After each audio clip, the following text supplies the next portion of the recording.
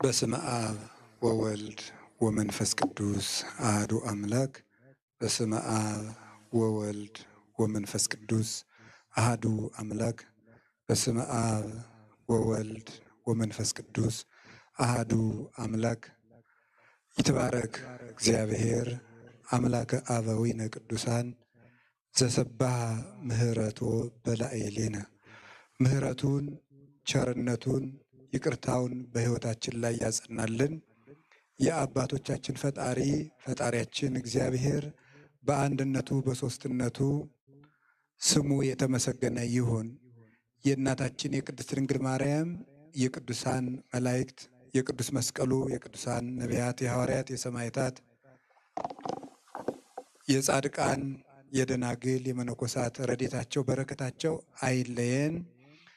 ብፁዕ አባታችን ብፁዕ አቡነ አብርሃም የባህር ዳርና የሰሜን ጎጃም አህጉረ ስብከት ሊቀ ጳጳስ፣ ብፁዕ አባታችን አቡነ ማርቆስ በኢትዮጵያ ኦርቶዶክስ ተዋሕዶ ቤተ ክርስቲያን የስብከተ ወንጌል መምሪያ ሊቀ ጳጳስ፣ ክቡር መላከ ሰላም ኤፍሬም ሙሉ ዓለም የባህር ዳር ሀገረ ስብከት ስራ አስኪያጅ፣ ክቡር መላከ ብርሃን ፍስሐ ጥላሁን የባህር ዳር ሀገረ ስብከት ጸሐፊ፣ የተከበራችሁ ሁሉ አባቶቻችን በየማዕረጋችሁ የእግዚአብሔር ቤተሰቦች የምትሆኑ ሁላችሁ አንድ አምላክ በሚሆን በአብ በወልድ በመንፈስ ቅዱስ ስም እንዴት ዋላችሁ?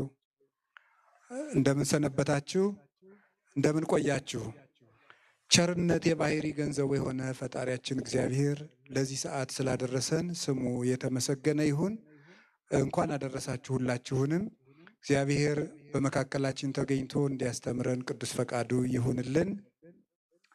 ሀበ ይትረአስ መስቀል ህየ መዊ፣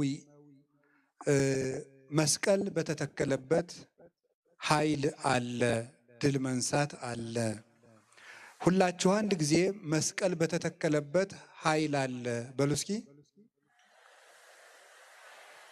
ድገሙ። መስቀል በተተከለበት ኃይል አለ። ሶስት ጊዜ በሉ። መስቀል በተተከለበት ኃይል አለ። በዚህ ኃይለ ቃል ነው የምንማማረው። አማርኛው ሲተረጎም ዘይቤውን ተከትሎ ሲተረጎም ድል መንሳት አለ ነው የሚለው። ኃይል ብዬ የተረጎምኩት መገለጫው ነው ድል መንሳት እና ለዚያ ነው ተረፈ ቄርሎስ የሚባል መጽሐፍ ምዕራፍ 11 ቁጥር 5 ላይ የምናገኘው ኃይለ ቃል ነው። ፈርሞን የሚባል ሀገር ሊቀ ጳጳስ የሚሆን አንድ ሊቀ ጳጳስ የተናገረው ትምህርት ነው። ይህ ሰው ወይም ይህ የቤተ ክርስቲያን ሊቅ ከ200 ሊቃውንት አባቶቻችን ሊቃነ ጳጳሳት አንዱ ነው። በ431 ዓመተ ምህረት በቤተ ክርስቲያን ላይ ፈተና ሆኖ የተነሳውን የንስጥሮስን ክህደት ተከራክረው በብሉያትና በሐዲሳት መከታነት በሀብተ መንፈስ ቅዱስ ተመርተው እግዚአብሔር ገልጦላቸው ድል ከነሱ ሃይማኖት ካቀኑ አባቶቻችን አንዱ ነው። በዚያ ጊዜ ተገኝተው ሰኔ 21 ቀን ተከራክረው ረተው፣ የቀኑ አቆጣጠር በምስራቃውያንና በእኛ ወደ ኋላ ወደፊት ይላል። ተሰብስበው ረተው የተመለሱ አባቶችን ጽሑፍ ቅዱስ ቄርሎስ ከራሱ ድርሰት ጋር አንድ አድርጎ ሰብስቦ አስተጋባይ ሆኖ አዘጋጅቶታል እና ይህ ተረፈ ቄርሎስ ይባላል። እና በዚህ መጽሐፍ የፈርሞን ሊቀ ጳጳስ የሆነው አባት ሲናገር ሞኦ አማሌቅ እስራኤል ለአማሌቅ ይላል። ሞኦ እስራኤል ለአማሌቅ፣ እስራኤል አማሌቅን ድል ነሱ፣ አቸነፏቸው ይላል። እነሱ ንስጥሮስን ለምን ድል እንደነሱትና ተከራክረው እንደረቱት እንደምታውቁት በዓለመ መላእክት ትልቁ ዘንዶ መላእክትን አውኳቸው ነበረ። የዚያን ጊዜ በቅዱስ ገብርኤል በቅዱስ ሚካኤል መሪነት ሊቃነ መላእክት እየመሩ በምስጋናቸው በኃይለ እግዚአብሔር ዘንዶውን ተዋግተው ጥለውታል ይላል። ሁለተኛ ግን ዲያብሎስን ተካክሎ የተነሳ ትልቁ ንስጥሮስ ስለሆነ በዚህ ምክንያት ንስጥሮስ ሐዲስ ከይሲ ይባላል። አዲሱ እባብ ይባላል። አዲሱ እባብ ምክንያቱም የመጀመሪያው እባብ መላእክትን ተዋግቶ ኋላ አዳምና ሔዋንን ከይሲ ለብሶ ድል የነሳው ዲያብሎስ ነው። ሁለተኛው ደግሞ አዳም የዳነባትን ምክንያተ ድኂን ድንግል ማርያምን የነገረ ድህነት ሱታፊያዋን የሚያቃልል የጌታችን የመድኃኒታችን የኢየሱስ ክርስቶስን የባሕርይ አምላክነት የሚክድ ስለሆነ አዲሱ እባብ ብለውታል እነ ቅዱስ ቄርሎስ። በዚያ የእባብ ጠላት አለው።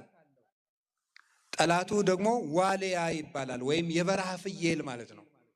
እነዚህ የበረሃ ፍየሎች እባቡን ሰንጥቀው የሚበሉና የሚያጠፉት ናቸው እና የበረሃ ፍየል እባብ ይፈራል እና እነዚህን ሊቃውንት ተጋብኡ ኃየላት ዋልያዎች ተሰበሰቡ ብሎ ኢሳይያስ የገለጣቸው እነዚህን ነው። ዋልያ የበረሃ ፍየል የእባብ ጠላት እንደሆነ የንስጥሮስ የክህደቱ ጠላት የሆኑ ሊቃውንት እነዚህ ዋልያዎች ይባላሉ። ዋልያ ሁለት ጠባይ ነው ያለው። አንደኛው ፀጉረ ስስ በመሆኑ ውሃ ተጠሚ እንስሳ ነው። ስለዚህ በረሃ ውስጥ መኖር አይችልም። ተራራ ጫፍ ላይ ነው የሚኖረው። ከተራራው ጫፍ ይሆንና ውሃ ሲጠማው ደግሞ ታች ወርዶ ውሃ ይጠጣል። መልሶ ደግሞ ቆላው ስለማያኖረው ላይ ይወጣል። እስከሚወጣ ድረስ የጠጣው ተኖ ስለሚያልቅበት መልሶ ይወርዳል። እንዲህ እያለ ያለ ውሃ የማይኖር የውሃ ፍቅር ያለው ነው ኃየል ወይም ዋልያ። ሊቃውንትም የእግዚአብሔር ፍቅር የሚያሳሳቸውና ያለ እግዚአብሔር መኖር የማይቻላቸው እግዚአብሔር የሚርባቸው። እንግዲህ እንደምታውቁት ይሄን እንኳን ምዕመናን ታውቁት ይሆን አታውቁት አላውቅም። እንደምታውቁት የሚባል ነገር ለምዶብን ነው እንጂ አታውቁትም። እና ክርስቲያኖች ከሶስት ደረጃቸው በሶስት ይከፈላል። የሚያምኑት ናቸው። የመጀመሪያዎቹ ልጆች ይባላሉ። ሁለተኛዎቹ ባሪያዎች ይባላሉ። ሶስተኛዎቹ ደግሞ ደመወዝተኞች ወይም ሰራተኞች ይባላሉ። ልጆች የሚባሉት እግዚአብሔር እርቧቸው ጠምቷቸው የሚገዙለት ናቸው። እርቧቸው ጠምቷቸው። ባሪያዎች ደግሞ የሚባሉት ገሃነመ እሳትን እየፈሩ እግዚአብሔር ገሃነም እንዳይከተኝ እያሉ እግዚአብሔርን የሚያገለግሉት ናቸው። ሰራተኞች ተቀጣሪዎች ወይም ምንደኞች የሚባሉት ደግሞ መንግስተ ሰማያትን እንዲሰጠኝ ብለው የሚያገለግሉት ናቸው። ብቻ ዋናው ነገር ግን በሶስቱ መንገድ ጽድቅ የሚሰሩ ሰዎች ናቸው። ትልቆቹ ግን የሚባሉት እግዚአብሔር እርቧቸው ጠምቷቸው ጽድቅ የሚሰሩ ናቸው። እግዚአብሔር የሚርባቸው፣ እግዚአብሔር የሚጠማቸው። ብፁዓን እለ ይርህቡ በይንተ ጽድቅ፣ ስለ ጽድቅ የሚራቡ የሚጠሙ የሚለው ጽድቅ የሚርባቸው ተብሎ ይተረጎማል። እለ ይርህቡ ጽድቀ ተብሎ ይተረጎማል። ጽድቅን የሚራቡ ጽድቅ የሚርባቸው ማለት ጻድቀ ባሕሪ እግዚአብሔር የሚርባቸው የሚጠማቸው ለባሕሪ ፍቅሩ የሚሳሱለት እነዚህም ተራቢዎች ብፁዓን የሚባሉት እንደዚህ ናቸው። እና እነዚህ አባቶቻችን ሊቃውንት 200 ሊቃውንት ንስጥሮስን ተከራክረው የረቱት ክደትን ያሸነፉት የእግዚአብሔርን ፍቅር እየተጠሙ ስለሚመገቡ ነው።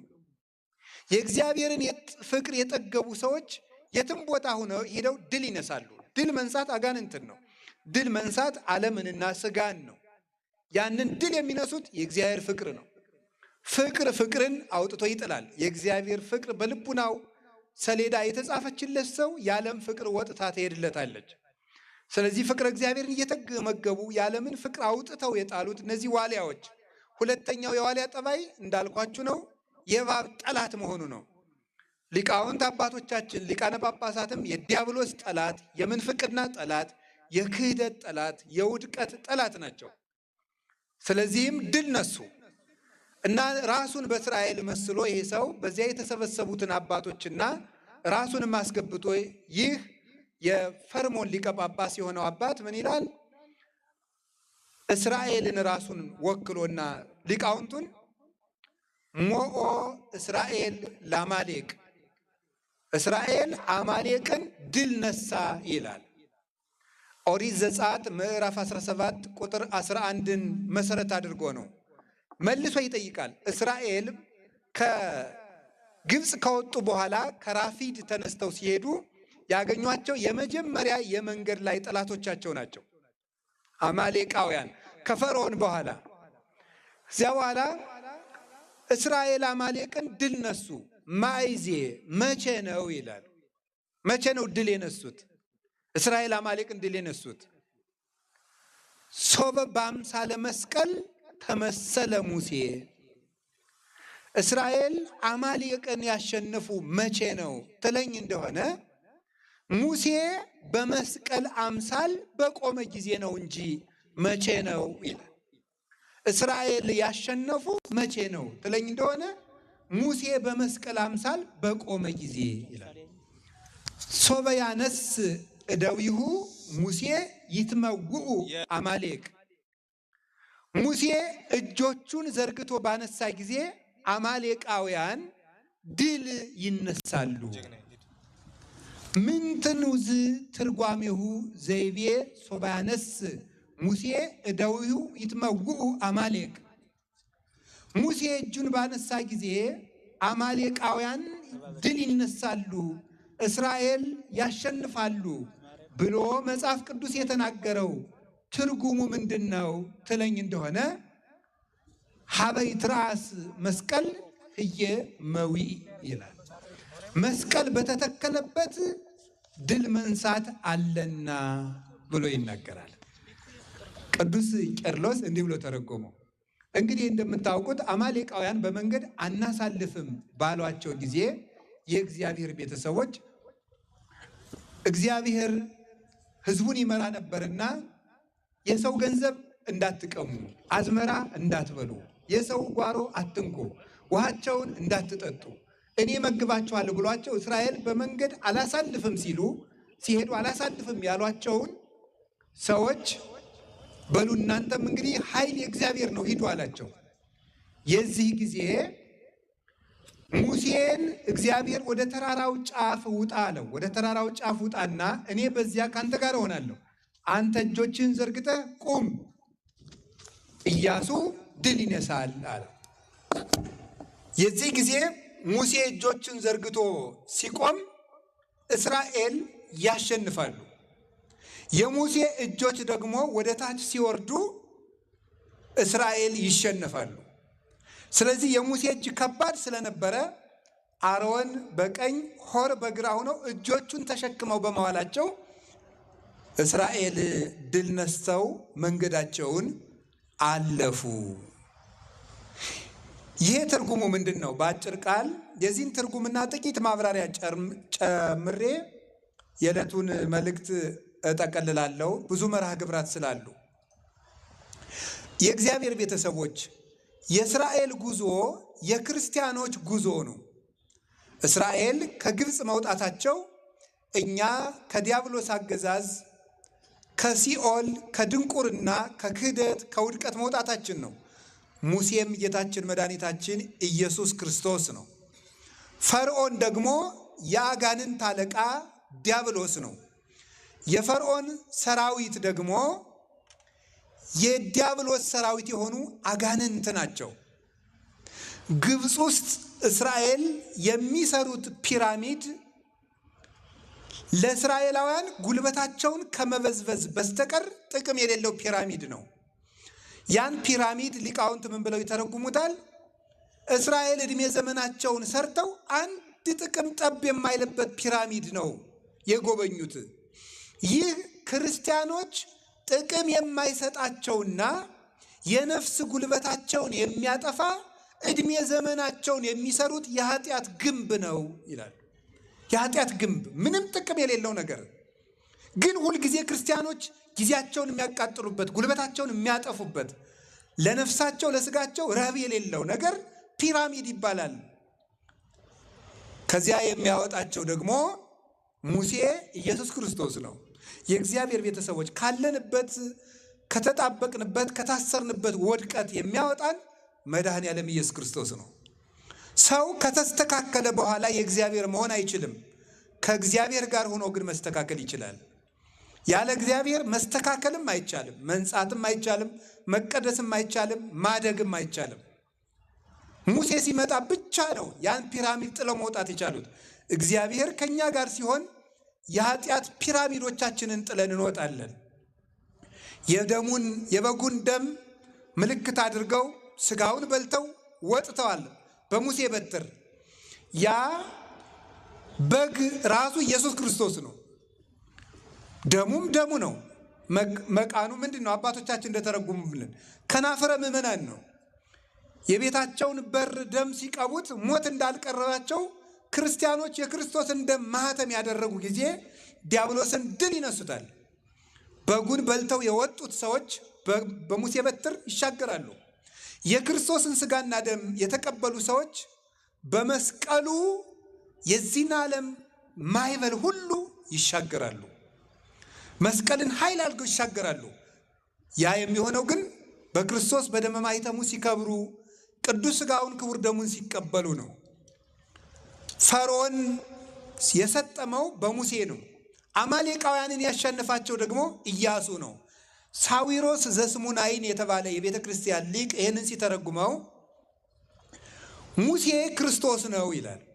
ዋናውን ጠላት የቀጠቀጠላቸው ሙሴ ነው። ዋናው ጠላታችን ዲያብሎስ ነው። ዋናውን የቀጠቀጠልን ማን ነው? እርሱ መድኃኔ ዓለም ነው። ወአንተ ቀጥቀጥከ አርእስቲሁ ለከይሲ በውስተ ማይ፣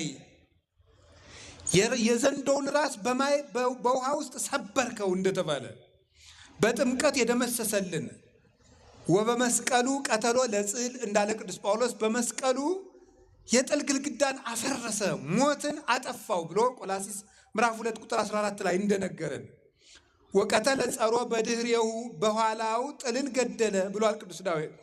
ኋላ ያለው ከኋላው ባለ መስቀል ዲያብሎስን ድል ነሳው ማለቱ ነው። ስለዚህ በመስቀሉ ጥልን ደምስሶ ቀጥቅጦ ዋናውን ጠላታችንን ያፈረሰልን መድኃኔ ዓለም ነው። ከዚያ በኋላስ ሙሴ ፈርዖንን ቀጥቅጦላቸው በባህር አስጥሞላቸው ብቻ ይቀር አይደለም። ዘመናቸውን ሁሉ በሄዱ ቁጥር የሙሴ እጆች ነበሩ እስራኤል ድል እንዲነሱ የሚያደርጋቸው። ባለ በዘመናችን በቅዱሳን ሐዋርያት ዘመን፣ በሐዋርያውያን አበው ዘመን፣ በዘመነ ሰማዕታት፣ በጻድቃንም ዘመን ያለውም ዘመን ይሄም አልፎ በሚመጣው ዘመን ድል የምንነሳው አማናዊ ሙሴ ኢየሱስ ክርስቶስ በዕለተ ዓርብ እጁን ስለዘረጋልን ነው። እነዚያ የተዘረጉ እጆች ናቸው ለሰማዕታት ኃይል ያስታጠቋቸው፣ ለመነኮሳት በበረሃ ኃይል ያስታጠቋቸው፣ ለሊቃውንት ተከራክሮ መርታትን የሰጧቸው እነዚያ የመድኃኔ ዓለም ኢየሱስ ክርስቶስ እጆች ናቸው። የክርስቶስ እጆች የሙሴ እጅ የተዘረጋባቸው ድንጋዮች መስቀል ነው።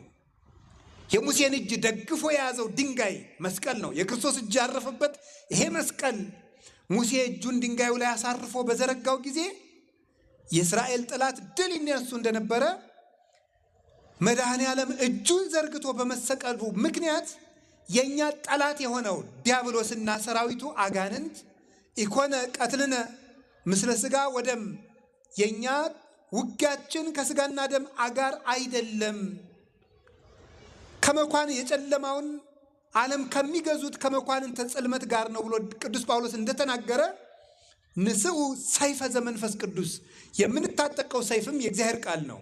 ጋሻችን እና ኃይላችን መስቀል ነው። ስለዚህ እጁን ዘርግቶ ሙሴ ስለቆመ እስራኤል አሸነፉ።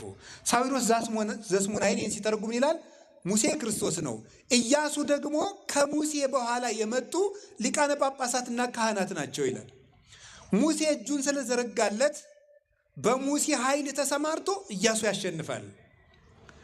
መድኃኔዓለም እጁን ዘርግቶ ስለተሰቀለላቸው ሊቃነ ጳጳሳት ባርከው፣ ቀሳውስት ቀድሰው፣ መምህራን አስተምረው፣ ዲያቆናት ተልከው፣ ምዕመናን ጸልየው፣ መናንያን ተጋድለው፣ ሰማዕታት በመከራ ጸንተው ድል ነሱ። ይህንን ዓለም አሸነፉት። እንዴት? ሙሴ እጁን ስለዘረጋ። ከሙሴ እጅ መዘርግ የኃይላችን ምንጭ ያ የተዘረጋ እጅ ነው። የክርስቲያኖች የኃይላችን ምንጭ እነዚያ በዕለተ ዓርብ ተዘርግተው የዋሉ የመድኃኔዓለም እጆች ናቸው። ታስታውላላችሁ የእግዚአብሔር ቤተሰቦች፣ መድኃኒታችን ኢየሱስ ክርስቶስ በዚህ ዓለም ያሰማራቸው 12 ደቀ መዛሙርት ብቻ ናቸው። 12 ደቀ መዛሙርት በዓለም ያሉ ነገሥታትን አፍ ዘግተው ማሳመን እንዴት ነው የቻሉት? የግሪክ ፈላስፎችን አፍ መዝጋትና ተከራክረው መርታት የቻሉት ለምንድን ነው ሲባል ከክርስቶስ እጅ መዘርጋት ኃይል ወጥቶ ደቀ መዛሙርቱን ይከተላቸው ስለነበረ ነው። በእውቀት ጊዜ ተከራክሮ በመርታት በመከራ ጊዜ መከራውን ጸንቶ በመቀበል ድል የነሱት የትንሣኤው ኃይል ይከተላቸው ስለነበረ ነው። ምንድን ያለ ቅዱስ ጳውሎስ ወረሰይክዎ ለኩሉ ከመ እዳው ከመ ርበሆ ለክርስቶስ ወአእምር ኃይለ ትንሣኤሁ ለእግዚእየ። የጌታዬን ኢየሱስ ክርስቶስን የትንሣኤውን ኃይል አውቅ ዘንድ በመከራው ልመስለው እወዳለሁ። ይህንን ዓለም ሹመቱን ሽልማቱን እንደ ጉድፍ እቆጥረዋለሁ። ምን ታተርፋለህ ትሉኝ እንደሆነ ክርስቶስን ትርፍ አደርጋለሁ ብሎ ነበር የተናገረ። የጌታዬን ኢየሱስ ክርስቶስን የትንሣኤውን ኃይል አውቅ ዘንድ እግዚአብሔር ያሳያችሁ። 12 ገበሬዎች ዙረው ሰብከው ዓለምን እንዴት አሸነፉት? ሰይፍ አልታጠቁ፣ ሰራዊት አላስታጠቁ። የትንሣኤውና የመስቀሉ ኃይል ይከተላቸው ስለነበረ ነው። መስቀል በተተከለበት ኃይል አለ። ስለዚህ በኋላ ኢያሱ እየተከተለ በሙሴ ኃይል እስራኤልን ድል ነስቶ ዮርዳኖስን አሻግሮ አወረሳቸው። ክርስቶስ በዕለተ ዓርብ ባቀረበው መስዋዕትነትና እጁን ዘርግቶ በመዋሉ ጳጳሳት፣ ሊቃነ ጳጳሳት፣ ካህናት፣ ዲያቆናት፣ ቀሳውስት እነሱ ተልከው ዲያብሎስን ድል ነስተው በክርስቶስ ኃይል ምዕመናንን መንግሥተ ሰማያትን ያወርሳሉ። በመስቀሉ ኃይል አጋንንትን አሸንፈው እኛም በመስቀሉ ድል ነስተን መንግሥቱን ለመውረስ ያብቃል። መስቀል ኃይላችን ነው። በሉ እስኪ ሁላችሁ በሉ፣ ደጋሙ እንጂ መስቀል ምናችን ነው? ኃይላችን። የምንመካበት ማህተም ነው። የምንመካበት ማህተም መስቀላችን ነው። መስቀል መያዝ ማለት ክርስቶስ በዚህ እንጨት ላይ ሙቶልኛል ብሎ ውለታን ማሰብ ነው። መታሰቢያዬን አድርጉ ያለ መከራዬን አስቡት ማለቱ ነው። ይህንን ህብስት ስትፈትቱ መታሰቢያዬን አድርጉ ማለት ስጋዬ ሲቆረስ ደሜን ስትጠጡ ስጋዬን ስትበሉ መከራዬ ትዝ ይበላችሁ ነው። የክርስቶስን ውለታ የምናስታውሰው ይህን መስቀል ስናይ ነው። በዚህ መስቀል ጌታዬ መስዋዕት ሆኖልኛል፣ ሙቶልኛል፣ እንደወደደኝ አውቄያለሁ ማለት ነው። በዚህ መስቀል ሞት ተሸንፈዋል ማለት ነው። ምስክርነትም ጭምር ነው። በዚህ መስቀል ዲያብሎስ ተቀጥቅጧል ማለት ነው። የክርስቶስን አሸናፊነት መመስከር ነው መስቀል። ይህን መስቀል መያዝ የጌታዬን የኢየሱስ ክርስቶስን መከራ እሳተፋለሁ። ዘሐመ ምስለ ክርስቶስ ይነግስ ምስለ ክርስቶስ። ከክርስቶስ ጋር የታመመ ሰው ከክርስቶስ ጋር ይነግሳል ይላል ርቱዐ ሃይማኖት የተባለ ኢትዮጵያዊ ሊቅ። ከክርስቶስ ጋር የታመመ ሰው ከክርስቶስ ጋር ይነግሳል። መከራውን ሰው እንዳቅሙ ይሳተፋል። መንኩሶ ይሳተፋል። ትዳር ይዞ ይሳተፋል። እንዳቅሙ ሰው የክርስቶስን መስቀል ይሳተፋል። ቢሮ እየሰራ ይሳተፋል። እየነገደ ይሳተፋል። እየራበው ይሳተፋል። የክርስቶስ መስቀል ባለንበት ሁሉ እንዳቅማችን እንሳተፋለን። ትንንሽ መከራዎችም ሆነ ብዙ መከራዎች ለቤተ ክርስቲያን የሚመጡብን ለዚያ ነው። ግን ቤተ ክርስቲያን ድል የምንነሳት ከመስቀሉ። መስቀሉን ጥሮ የሮጠ ሰው ድል አይነሳም። ከመስቀሉ ስር የተገኘ ሰው ግን ድል ይነሳል። ድል የነሱት መስቀል ተሸክመው ነው። ዘይጾረ መስቀለ ሞቴ ይክል ይጸመደኒ ያለም እንደዚህ ነው። የደረሰችበትን መከራ ያልተሰቀቃት ሰው ብቻ ነው ድል የሚነሳው ብሏል። መስቀል በተተከለበት ኃይል አለ። በመስቀሉ ድል የነሱ እጅግ በጣም ብዙዎች ናቸው። አንድ ሁለት አባቶችን ልንገራችሁ። አንደኛው አባ ገብረ ክርስቶስ ይባላል። አባ ገብረ ክርስቶስ የሚባል ኢትዮጵያዊ መናኝ ነው። ሄዶ የመነነ ግን ግብፅ ነው። በረሃ ውስጥ ይኖር ነበረ። በረሃ ውስጥ ሲጋደል ከአጋንንትና ከስጋ ጋር የሚያመሰግነውን አመስግኖ የሚጸልየውን ጸልዮ ሲጨርስ ትንሽ ለስጋው ረፍት መስጠት ሲፈልግ ሲያንጎላቸው ከባዶ መሬት ላይ መሬቱን ክብ ያሰምረውና ክቡ መስቀል ላይ የአፈር መስቀል ይሰራበታል። ይሄን መስቀል የሚያልፍ የለም ብሎ ይተኛል። ሲመጣ ሲነቃ ዘንዶ፣ እባብ፣ ጊንጥ፣ አራዊት በሙሉ ተሰብስበው ከመስቀሉ ሳያርፉ ያገኛቸዋል። እንዲህ ያለ ዘመኑ ጎጆ ሳይሰራ በሙሉ መንኖ ኑሯል። መስቀል በተተከለበት ኃይል አለ። ክርስቶስ ሙቶ በዚህ ያሸንፏል። አይሁድ በችንካር ተዋጉት፣ ክርስቶስ ግን በሞቱ ነው የተዋጋቸው። አሸነፋቸውም። በ70 ዓመተ ምህረትም ነቃቅሎ ርስታቸውን ነቅሎ እንዲሄዱ አደረጋቸው። ይሄ መስቀል ዝም ብሎ ያሸንፋል። ዝም ብሎ ቁሞ ያሸንፋል። በናቁት በተዋጉት ቁጥር ጦር ሳይሰብቅ ጠጠር ሳይወረውር ይሄ መስቀል ያሸንፋል። ልንገራችሁ፣ አይሁድን ነቅሎ የሰደዳቸው የሮማውያን ጉልበት ሳይሆን የመስቀሉ ኃይል ነበር። የናቁት መስቀል ነው ያሸንፋቸው። እንደ ናቁት እንደተሳለቁበት 6 ሚሊዮን አይሁዳውያን ጀርመን ውስጥ ተቀቅለው እንዲያልቁ በብረት ምጣድ እንዲጠበሱ በኬሚካል እንዲቃጠሉ ያደረጋቸው መስቀሉን መናቃቸው ነበረ። ለ1800 ዓመት በላይ ተሰደው ወይ ሀገር ወይ ርስት ወይ የአብርሃም ሀገር ወይ ተራራ ወይ ወንዝ ወይ መቅደስ ወይ ርስት ሲሉ ያኖራቸው ይሄን መስቀል መናቃቸው ነበር። ይሄ መስቀል በዕለተ ዓርብ ቆመ። ሲበቀል ግን ላይታይ ይችላል። ሲበቀል አይታይም፣ ተበቅሎ ነው የሚታየው። 36 ዓመት ከ7 ወር ቻላቸው። ስላልተመለሱ ግን ነቃቅሎ አጠፋቸው። ወነሰቶሙ ለኃያላን እመናብርቲሆሙ እንደተባለ መስቀል ኃይል ነው። አባ ጊዮርጊስ ስለዚህ መስቀል ሲናገር ይህን መስቀል የሚለው መሰላችሁ? መስቀል ረመሃ ብርሃን ረመሃ እሳት ዘይረግዞሙ ለአጋንንት ርኩሳን። መስቀል አጋንንትን የሚወጋቸው የተሳለ መለኮታዊ ሰይፍ ነው።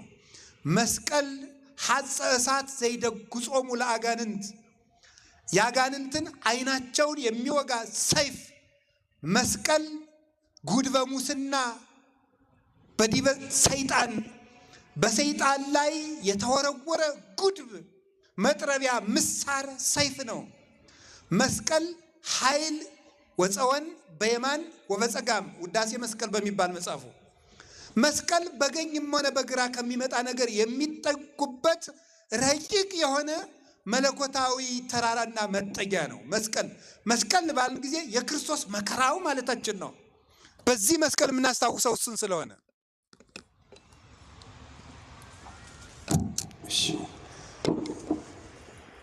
ይሄ መስቀል በተተከለበት ኃይል አለ። ከዚያስ ምን ይላል? መስቀል የንጽህናችን የቅድሳችን ምንጭ ነው። መስቀል ዕፀ ሕይወት፣ መስቀል ዕፀ ገነት። መስቀል በገነት ውስጥ የተተከለ የሕይወት ዛፍ ነው። ዘይሰቅይዎ አርባዕቱ አፍላጋት፣ 4 ወንዞች የሚያጠጡት የሕይወት ዛፍ። ኦሪት ዘፍጥረት ምዕራፍ 3 እንደምታነቡት ገነት ውስጥ 4 ወንዞች አሉ። 4 ወንዞች ከአንድ ዛፍ ስር ነው የሚፈልቁት። አንደኛው ግዮን፣ ሁለተኛው ጤግሮስ ኤፌሶን፣ ግዮን፣ ጤግሮስ፣ ኤፍራጥስ። አባ ጊዮርጊስ እንደሚተረጉመው ግዮን ፈለገ መዓር ነው፣ ኤፌሶን ፈለገ ወይን ነው፣ ጤግሮስ ደግሞ ፈለገ ዘይት ነው፣ የዘይት ወንዝ ነው፣ ኤፍራጥስ ደግሞ ፈለገ ሐሊብ ነው ብሎ ይነገራል። ይህ ማለት ምን ማለት ነው?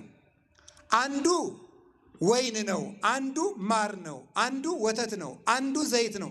እነዚህ ደግሞ ከአንድ እንጨት ይፈልቃሉ ይላል። ምን ማለት ነው ይላል? ይሄ እንጨት መስቀል ነው። እዚህ ላይ የሚወዙት 4 ወንዞች 4 ወንጌላውያን ናቸው። በሁለተኛ ትርጉም ግን ራሱ ኢየሱስ ክርስቶስ ነው 4ቱን ወንዝ ወክሎ መስቀሉ ላይ የፈሰሰው ይላል። ምንድን ነው? ማር ጣዕም አለው። ክርስቶስም መራራውን ዓለም ያጣፈጠ ነው። እዚያ ወተት አለ። አንድ ወንዝ ወተት ነው፣ በወተት ይመሰላል ማለት ነው። ክርስቶስም ነፍሳትን የሚያሳድጋቸው መለኮታዊ ምግብ ነው። መለኮት የተዋሃደው ስጋውና ደሙን ነው። አሳዳጊ ነው ክርስቶስ።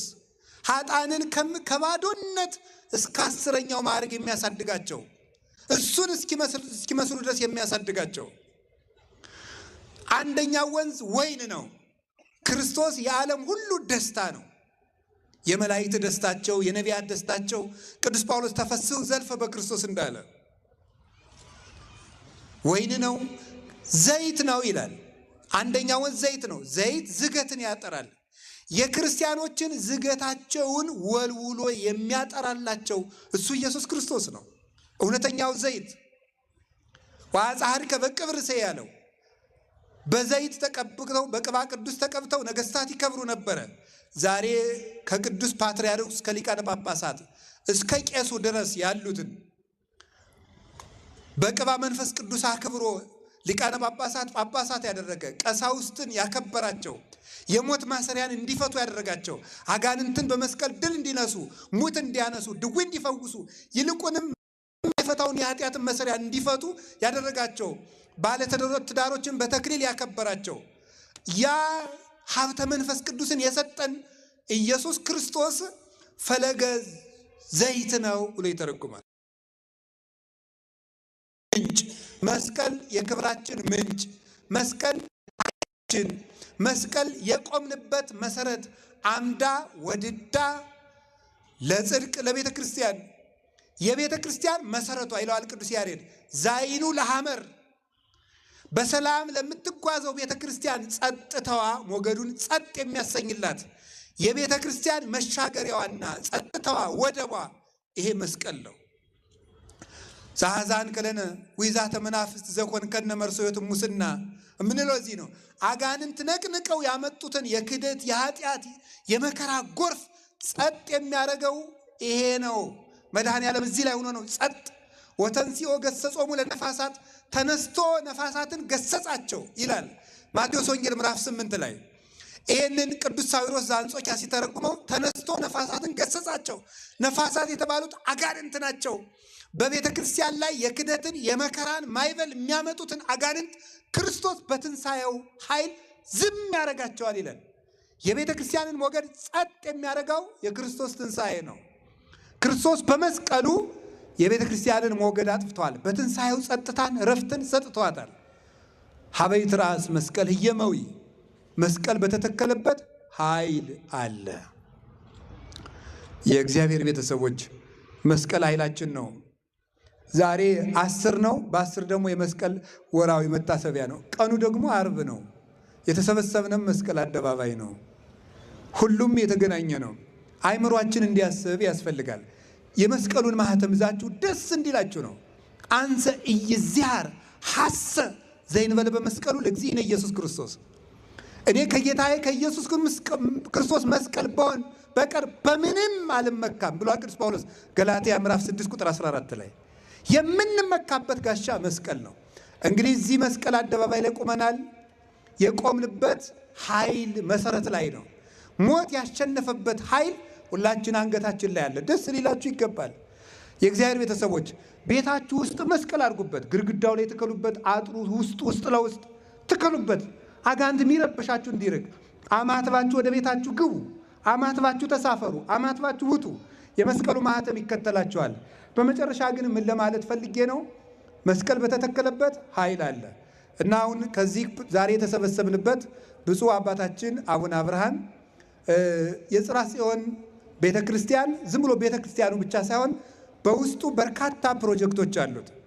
ከነዚያ ፕሮጀክቶች አንዱ የመስቀል ፕሮጀክት አለው። 9 የሚሆኑ ፕሮጀክቶች አሉ። ካልተሳሳትኩ በኋላ እታረማለሁ። ወደ 9 ፕሮጀክቶች አሉት የጽርሐ ጽዮን ፕሮጀክት። እዚያ ውስጥ አንዱ መስቀል አለው። ተራራው ላይ መስቀል መትከል ፕሮጀክት አለው። ትልቅ መስቀል። እዚያ መስቀል ለምንድን ነው ለምንድን ነው የሚተከልልን? መስቀል በተተከለበት መልሱ እንጂ ተናገሩ እንጂ ኃይል ባለበት ምን አለ? ድል መንሳት አለ። ማን ነው የምናሸንፈው? ዲያብሎስን። ዲያብሎስ ከተሸነፈ ደግሞ ሰውም ይሸነፋል። የኛ ላይ የመስቀሉ ኃይል ካደረብን አጋንንት ዝም ይላሉ።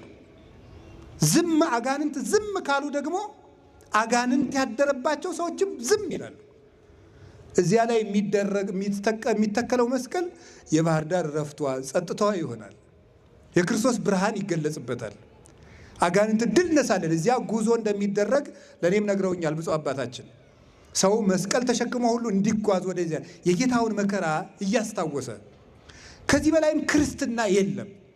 ጌታችን መድኃኒታችን ኢየሱስ ክርስቶስ ምንድን ነው ያለ?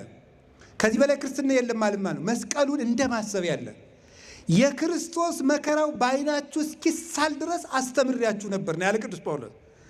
ክርስቲያን ማለት የክርስቶስን መከራ በዘመኑ ሁሉ እያሰበው የሚኖር ነው። የክርስቶስን ይቅር ባይነት መስቀል ላይ አስቦ ይቅር የሚል ለበጎቹ ተላልፎ መሰጠቱን አይቶ ለባልንጀራው ቤዛ የሚሆን ራሱን አሳልፎ የሚሰጥ መስዋዕት የሚሆን ፍቅር የሚሰጥ ራሱን ለክርስቶስ ፍቅር ሞት አሳልፎ የሰጠ እንዲህ እንድንሆን ነው። መከራውን እንድንሳተፍ ታውቃላችሁ የእግዚአብሔር ቤተሰቦች። እኛ ንስሐ የምንገባ እንደው ቀኖና የሚሰጠን 40 ስገድ 100 ስገድ የሚባለው እንደው በስግደቱ ቅጣት ልንጸድቅ ይመስላችኋል? ደግሞስ ቅጣት ነው። እድሜ ዘመናችን ለሰራነው ኃጢአት እንደው እጅ እግራችን ተቆርጦ ቢሰጥስ ካሳ ይሆናል? ይበቃል? ኧረ አይበቃም። ታዲያ ለምንድን ነው የምንናዘዘው? ኃጢአተኛ ነኝ ስንል ክርስቶስ ኃጥእ ተብሎ የተሰደበውን ሎቱ ስብሐት ስድቡን እንድንሳተፍ ነው። ቀኖና የሚሰጠን ደግሞ ተሰድቦ አልቀረም ተገርፏል፣ ግርፋቱ እንድንሳተፍ ነው። የመስቀሉን ግርፋት በአቅማችን በቀኖናዋ በስግደቷ እንሳተፋለን። መከራውን ተሰትፈን የትንሣኤውን ብርሃን እንሳተፋለን። ስለዚህ ይህ ፕሮጀክት ክርስቲያኖች ከመስቀሉ ስር እንዲገኙ የክርስትና መጨረሻው የክርስቶስን መስቀል ተከትሎ የትንሣኤውን ብርሃን ለብሶ ወይ ከቡና አሃደ መሬተ ለአሐዱ ኖላዊ እንደተባለ አንድ መንጋ ይዞ ሆኖ መኖር ነው። ስለዚህ የእግዚአብሔር ቤተሰቦች የሚበጠብጠንን የሚያውከንን በግላችን በኃጢአት በቤታችን የሚበጠብጠንን በህብረት በሀገር የሚያውከንን ዲያብሎስ እግዚአብሔር እንዲያስርልን ይሄ መስቀል መተከሉ ቤተ ክርስቲያኗም መሰራቷ ቅዱሳን ሐዋርያትን መጀመሪያ ያነጿት የተሰበሰቡባት ጽርሐ ጽዮን ቤተ ክርስቲያን መንፈስ ቅዱስ የወረደባት ሐዋርያትን መጀመሪያ የሰሯት በፊልጵስዩስ የቅድስት ድንግል ማርያም ቤተ ክርስቲያን። ስለዚህ መንፈስ ቅዱስ የወረደባት ቤት ጽርሐ ጽዮን ናት። በዚያ ሀብተ መንፈስ ቅዱስ ዘወረደ ላዕለ ሐዋርያት በጽርሐ ጽዮን ከማሁ ይረድ ወይትመካ በላዕሌ ወበላዕለ ኩልክሙ። ዲያቆኑ አንቦ ሲጨርስ በጽርሐ ጽዮን ለሐዋርያት የወረደው ያ መንፈስ ቅዱስ ሀብት በእኔም በእናንተም ላይ እጥፍ ድርብ ይሁን ብሎ ይመርቀናል። ያንን ለማስታወስ ሀብተ መንፈስ ቅዱስ እንዲያድርብን ከመስቀሉ ጋር እንድንታረቅ እግዚአብሔርም ይቅር እንዲለን የእግዚአብሔር ቤተሰቦች እንዲያው ይሄን ሁሉ መንጫጫታችን እግዚአብሔር ወደ ይቅርታ እንዲመልስልን መስቀሉ እንድናስብ ንስሐ እንድንገባ ያስፈልገናል። በምትችሉ ሁሉ ለእንደው ለመዝናኛ ከምታደርጉት ትርፍ ከምትገዙበት ቅምጥልነት ከምታደርጉት የአቅማችሁን ተጠቅማችሁ ከአቅማችሁ ውጭ ሁሉ የሆነውን ነገር ካላችሁም ደግሞ ከፍላችሁ ይሄ መስቀል እንዲተከል ይህች ቤተክርስቲያን እንድትፈጸም የድርሻችሁን ሰርታችሁ ቤተክርስቲያኗም ተፈጽማ መስቀሉም ተተክሎ እኛም ሰይጣንን እንድናሸንፍ መንግስቱን እንድንወርስ ሀበ ይትረአስ መስቀል ህየመዊ መስቀሉ ባለበት ኃይለ እግዚአብሔር ለሁላችን ይድረሰን። ወስብሐት ለእግዚአብሔር። ይቆየን።